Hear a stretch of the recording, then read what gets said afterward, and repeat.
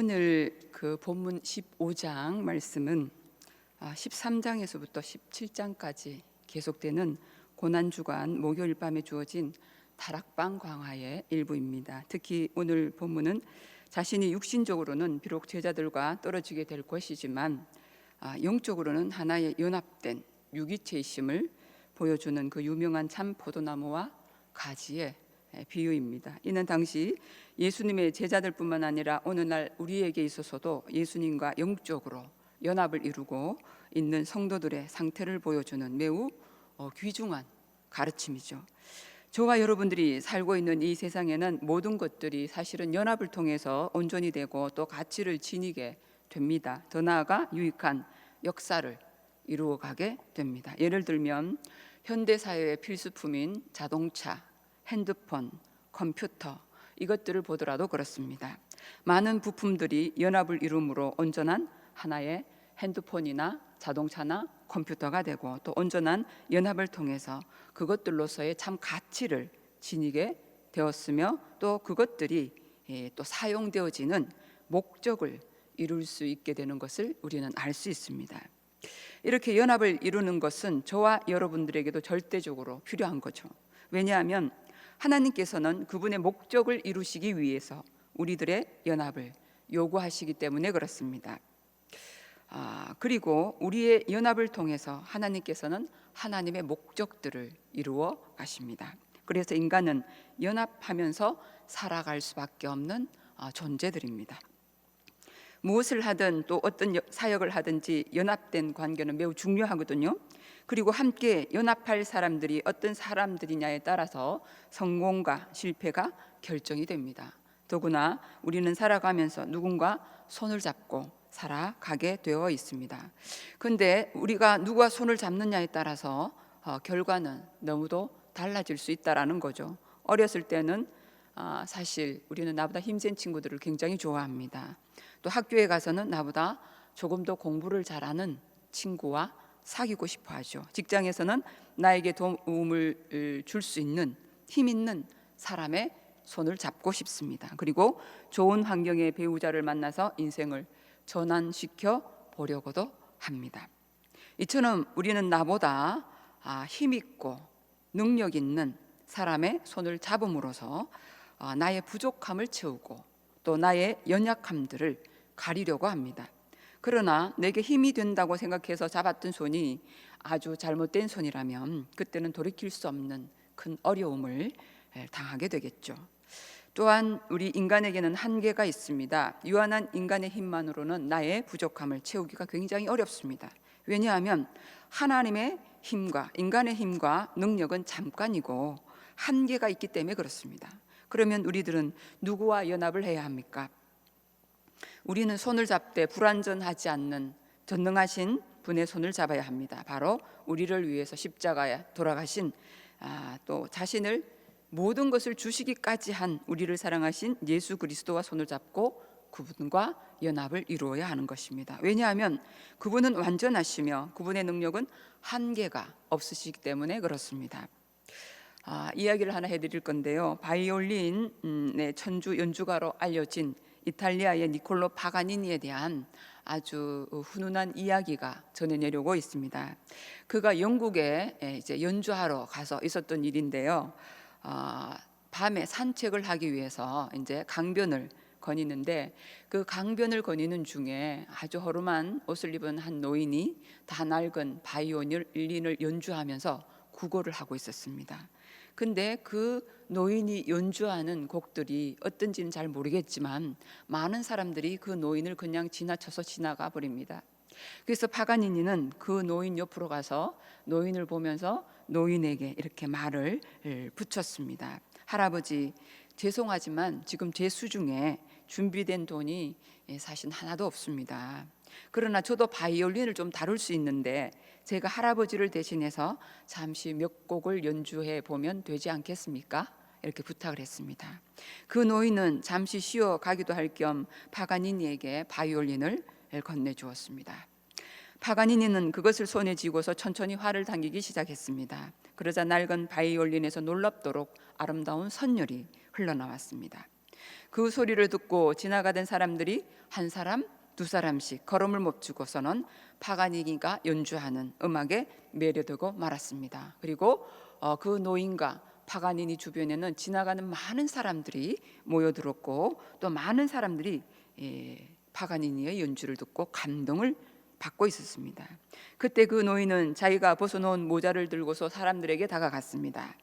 모두가 주머니에서 지폐를 꺼내어서 노인의 모자에 넣어 주었습니다. 순식간에 돈이 수북히 쌓여 있었습니다. 이 노인이 연주했을 때는 동전 몇 개도 없었는데 파가니니가 연주하는 그 연주 소리를 듣고 많은 사람들이 노인의 모자에 지폐를 넣어 주었다는 것입니다. 바이올린 명연주자 파가니니의 마음이 사실은 정말 아름답지 않습니까? 그러나 우리는 거기서 한 걸음 더 나아가 생각해 보아야 될 것이 있습니다. 그것이 뭐냐면 다 낡은 바이올린이지만 그것이 누군가의 손에 잡혀 연주가 되었느냐에 따라서 그 소리는 엄청난 차이가 난다는 거죠. 노인이 그것을 연주할 때는 형편없는 소리였지만 파가니니의 손에 그것이 들려서 연주되었을 때는 지나가는 사람들을 감동시키고 아름다운 소리를 내고 눈물까지 흘리게 하였던 것입니다. 악기는 연주자 없이 연주되지 못하지 않습니까? 아무리 좋은 악기라도 초보자가 연주하면 제대로 소리를 내지 못할 뿐만 아니라 듣는 이들로 하여금 조금 괴롭게 하는 겁니다. 그러나 좋지 못한 악기라도 명연주자를 만나면 사람들을 감동시키고 마음을 움직이는 아름다운 소리를 내게 됩니다. 비록 볼품없는 악기라 할지라도 전문가의 손에 들려지면 그것의 존재가 가치가 달라져 버리는 것처럼 저와 여러분들도 그렇습니다. 우리 인생은 악기와 같습니다. 보잘것없는 악기일지라도 명연주자의 손에 들어가면 아름다운 소리를 내듯이 저와 여러분들도 명연주자이신 하나님께 우리들의 삶을 맡기시기 바랍니다. 그러면 우리의 존재 가치가 달라지게 될 것입니다. 인간의 기준으로 볼 때 보잘것없는 목동인 다윗은 하나님의 손에 붙들려 귀한 인생을 살았고 마침내 이스라엘의 성군이라는 칭호를 얻게 되었죠. 또 학교 졸업장도 없었던 무디라는 청년은 하나님의 손에 붙들려 미국의 부흥에 불길을 붙이는 도구로 사용되기도 했습니다. 제가 예화를 들지 않았지만 성경의 많은 인물들, 우리 믿음의 선조들 또한 가진 것은 없었지만 하나님의 붙들림에 되었을 때는 그들의 삶과 그들의 가치가 완전히 달라지는 그런 역사들을 우리는 많이 볼 수 있습니다. 이것들은 다 내가 잘나서가 아닙니다. 내게 힘이 있어서가 아닙니다. 전능하신 하나님의 손에 붙잡힌 바 되면 누구든지 주님의 사역에 쓰임받는 존귀한 자가 될 수 있다라는 거죠. 예수님의 생애를 한번 보십시오. 예수님께서 제자들을 뽑으실 때에 누구를 뽑으셨습니까? 예수님께서 쓰시는 사람의 공통점이 있어요. 그게 뭐냐면 모든 것을 초월한다라는 거예요. 뭘 초월할까요? 나이, 환경, 조건, 성별. 예수님께서 사람을 들어섰을 때는 이 모든 것들을 초월해서 사람을 뽑아서 쓰신다라는 것입니다. 세상적인 관점에서 보면 바리새인을 뽑으면 제일 좋을 것입니다. 그들은 좋은 가문과 집안 출신입니다. 공부를 많이 한 사람입니다. 그리고 비록 잘못되기는 했지만 그들에게는 나름대로 하나님을 사랑하는 열정도 있었을 것입니다. 그러나 예수님은 바리새인 중에서 제자를 뽑지 않으셨죠. 오히려 무식한 어부들을 제자로 뽑으시고 이스라엘 모든 사람들이 멸시하는 세리를 부르셔서 제자로 삼으셨습니다. 그리고 그들을 통해 세계 복음화의 장을 열었다는 거죠. 이 이야기는 무엇을 가르쳐주고 있습니까? 아무리 연약한 자라 할지라도 하나님의 손에 붙들림 받으면 하나님의 능력 있는 일꾼이 될 수 있음을 보여주는 것입니다. 그래서 우리에게 있어서 현재 나의 조건이 어떤가가 중요한 것이 아니라 지금 내가 하나님의 손에 붙들림 바 되었는가, 이것이 중요한 것입니다. 그리고 또 현재 내가 얼마나 많이 가지고 있느냐, 얼마나 많이 소유하고 있느냐가 중요한 것이 아니라 내가 지금 하나님과 함께 하느냐, 이것이 중요하다는 거죠. 하나님께서는 우리들에게 그분의 말씀을 듣고 하나님을 경외하는 자들을 찾고 계십니다. 바로 그곳에 하나님과의 연합이 시작되죠. 하나님과의 완전한 연합은 우리의 뜻보다 하나님의 뜻을, 우리의 생각보다 하나님의 생각을 우선하는 것입니다. 주님의 마음을 구하고 그 뜻에 순종할 때 우리는 주님과 완전한 연합이 이루어지게 됩니다. 우리들이 그리스도와 연합할 때 요한복음 1장 12절 말씀처럼 영접하는 자 곧 그 이름을 믿는 자들에게는 하나님의 자녀가 되는 권세를 준다라고 했습니다. 나의 어떤 조건이나 배경 때문이 아닙니다. 하나님의 외아들 예수 그리스도께서 나를 대신해서 속죄 제물이 되어서 주심으로 우리들이 주님과 연합됨으로 말미암아 하나님의 자녀가 되는 귀한 은혜를 우리가 받게 되었다는 거죠. 그렇습니다. 우리는 부족할지라도 그리스도이신 주님과 연합되어 있으면 나도 모르는 사이에 아름다운 열매를 맺게 되어 있습니다. 나의 지능이나 조건 때문이 아닙니다. 주님 때문에 우리들이 존귀한 자가 되고 복을 받게 되는 것입니다. 사람은 마땅히 있어야 할 자리에 있어야만 복 있는 사람이 될 줄로 믿습니다. 그러므로 하나님과 올바른 관계의 자리에 이탈하지 말아야 할 것입니다. 믿음의 사람들도 그렇습니다. 마땅히 있어야 할 자리에 있어야만 아름다운 열매를 맺는 사람들이 될 줄로 분명히 믿습니다. 그러므로 부족할지라도 언제나 주님 안에 거하시기 바랍니다. 그리하면 우리들의 삶이 헛된 모래 위에 세운 삶이 아니라 주님과 연합된 반석 위에 세운 튼튼한 삶이 되고 교회 공동체가 될 줄로 믿습니다. 그러면 우리가 어떻게 해야 주님과 굳게 연합한 사람이 될 수 있습니까? 그것은 당연히 주님과 함께 있어야 합니다. 그리고 주님의 말씀에 순종해야 합니다. 지금은 비록 보잘것없을지라도 주님의 말씀에 순종할 때 주님과 연합하게 되고 그분으로 말미암아 힘을 얻고 많은 열매를 맺게 되는 것이죠. 그래서 오늘 본문 말씀 요한복음 15장 4절에서 5절 말씀 다 같이 한번 보실까요? 제가 읽어드리겠습니다. 내 안에 거하라 나도 너희 안에 거하리라. 가지가 포도나무에 붙어 있지 아니하면 스스로 열매를 맺을 수 없음 같이 너희도 내 안에 있지 아니하면 그러하리라. 나는 포도나무요 너희는 가지라. 그가 내 안에 내가 그 안에 거하면 사람이 열매를 많이 맺나니 나를 떠나서는 너희가 아무것도 할 수 없다. 이렇게 말씀하십니다. 사람에게는 있지만 주님에게는 없는 것이 참 많거든요. 그런데 그 중에 아주 특별한 게 있습니다. 그것은 사람에게는 이별이라는 게 있습니다. 그런데 주님에게는요, 이 이별이라는 게 없습니다. 주님의 말씀하신 포도나무 비유를 생각해 보면 참 특별하지 않습니까? 포도나무 가지의 관계를 보면 특별합니다. 사람과 관계랑 가까웠다 멀어졌다 그렇게 하지 않습니까? 부모와 자녀는 물론이거니와 친구라 할지라도 어느 순간에 떨어져 지내게 됩니다. 아무리 가까운 친구라 할지라도 떨어지는 순간이 있다라는 겁니다. 그러나 나무와 가지는 인간관계와는 전혀 다른 관계입니다. 나무와 가지는 한순간이라도 떨어질 수 없는 것입니다. 떨어지는 순간 가지는 죽을 수밖에 없죠. 이렇게 보면 그리스도와 우리들의 관계는 부모와 자식의 관계보다도 또 부부 관계와는 전혀 다른 관계인 것을 알 수가 있습니다. 이 관계는 한순간도 떨어져서는 안 되는 관계입니다.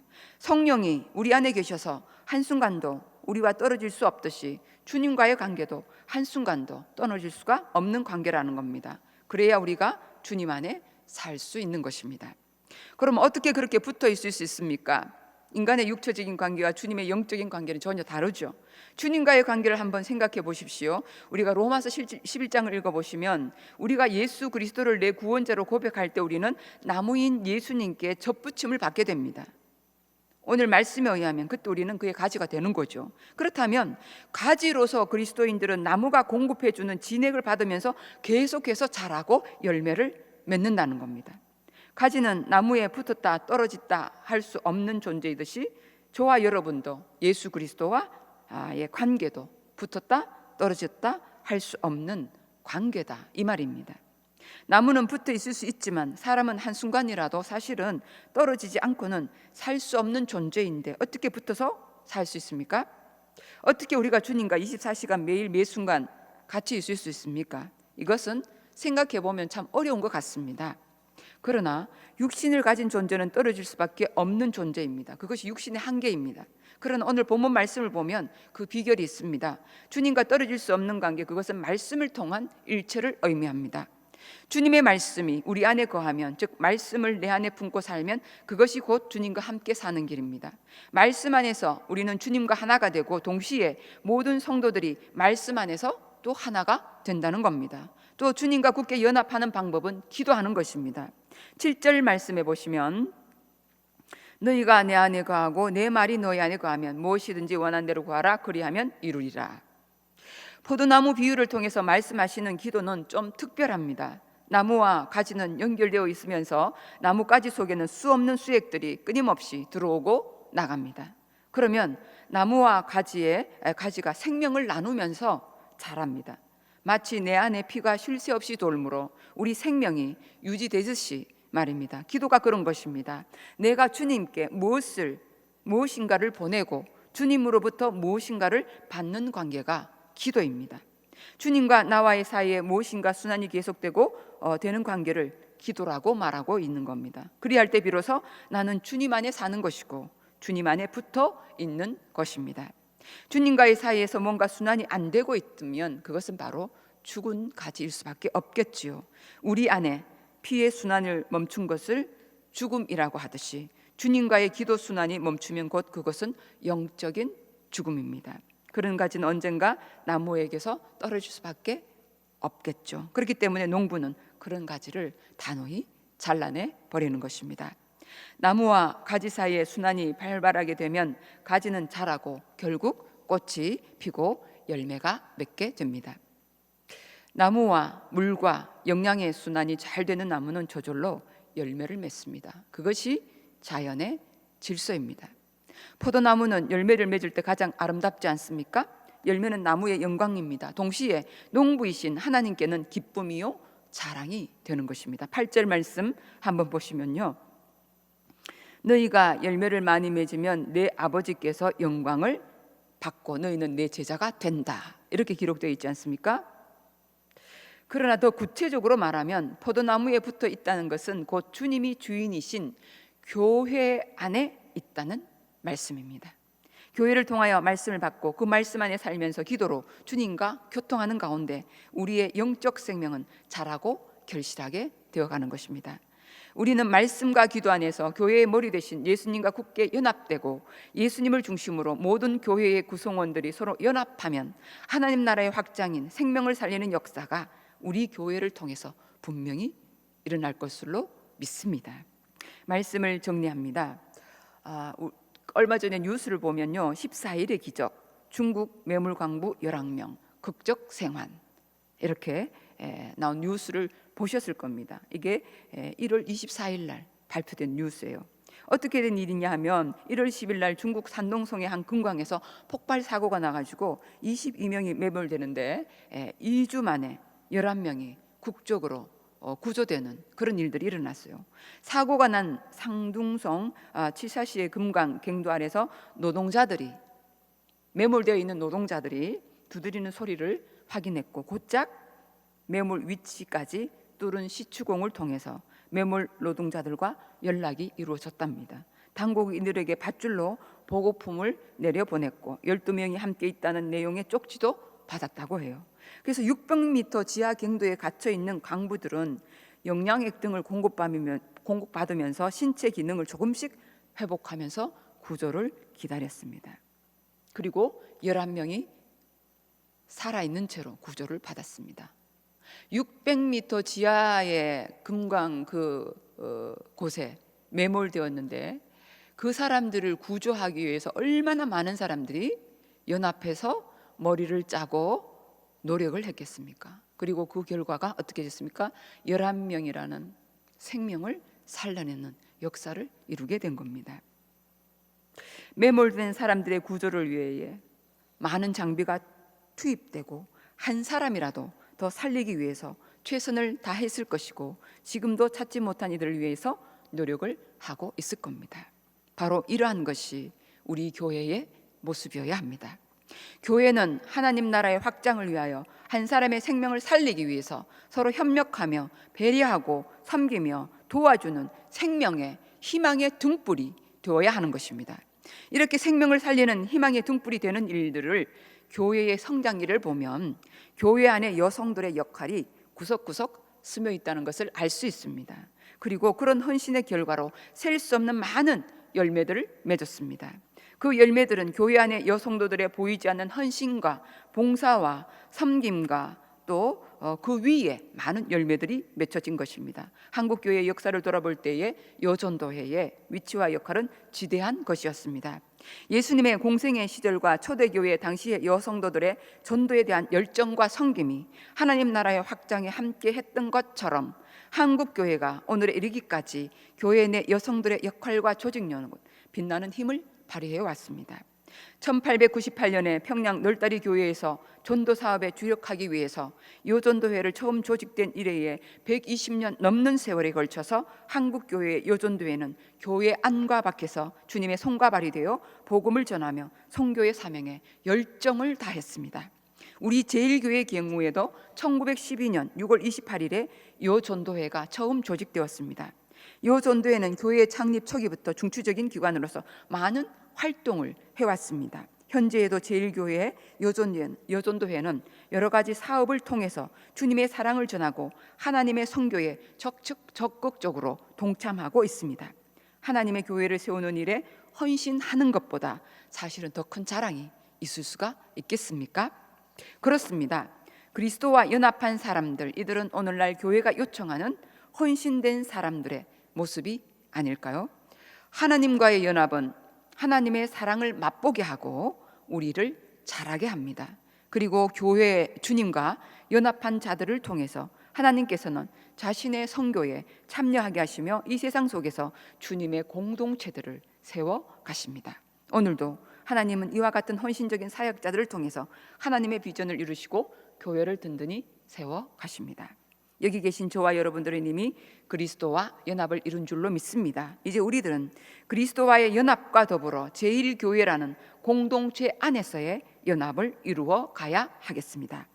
그리스도 안에서 교회의 하나됨을 위해서 상대방을 존중하며 겸손과 낮아짐으로 봉사와 섬김의 헌신으로 협력과 일치됨으로 각자에게 주어진 위치에서 서로 목회의 선한 협력자들이 되어서 한 생명을 살리는 희망의 등불이 되어 주님의 나라를 세워가시는데 제1교회 여전도의 회원들과 성도님들이 다 되시기를 이 시간 간절히 소망합니다.